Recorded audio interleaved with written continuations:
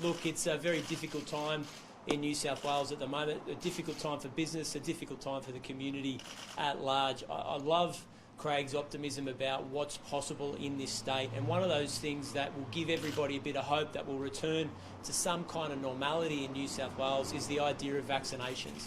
Vaccinations across the community, so that whenever it happens, we know that in New South Wales we will open up and people can return to wonderful establishments like this, other pubs and clubs right across New South Wales, and just get out of the house, visit family and friends, and return to some kind of normal social life. I know we'll be celebrating together in establishments like this, but it's really crucial that we show some common sense between now and when we open up again, and in particular in relation to the idea of vaccines and the potential for a vaccine passport. I want to reiterate that New South Wales Labor will not be supporting Tanya Davies' private member's bill in relation to vaccinations. I think it's a silly way of approaching this, and New South Wales business, the community, regular people that need to go out and think about the future shouldn't have to deal with the burden or the worry that this would be implemented in New South Wales. We need to have some kind of framework for the future, so happy to throw our support behind common sense, sensible solutions in relation to vaccines and a return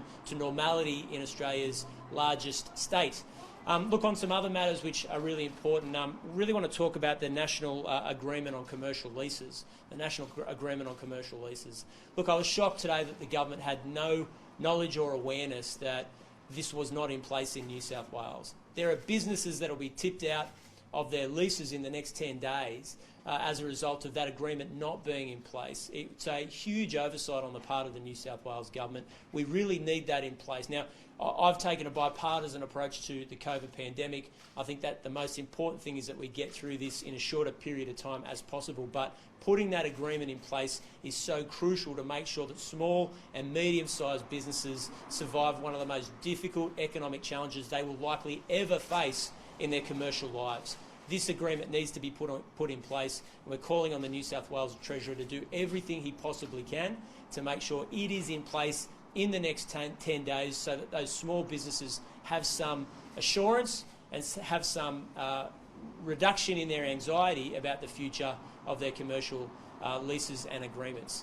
The third thing I wanted to talk about just briefly is the number of small business grants that are being released by the New South Wales government. Now, we've got information that suggests that over 117,000 applications have been made by small businesses for that one-off grant, and only about 30,000 have been paid out. Now, we are 7 weeks into this crisis. Many small businesses are inundating my electorate office and all of my peers, and I've got no doubt government MPs as well, saying that they're on their last legs, that they've really exhausted or nearly exhausted all of their savings, and they need financial help now. So look, I know there's a lot on the government's plate, but this is a problem that needs to be sorted as urgently as possible so that we do not have businesses close as a result of doing the right thing and complying with the government's own health orders.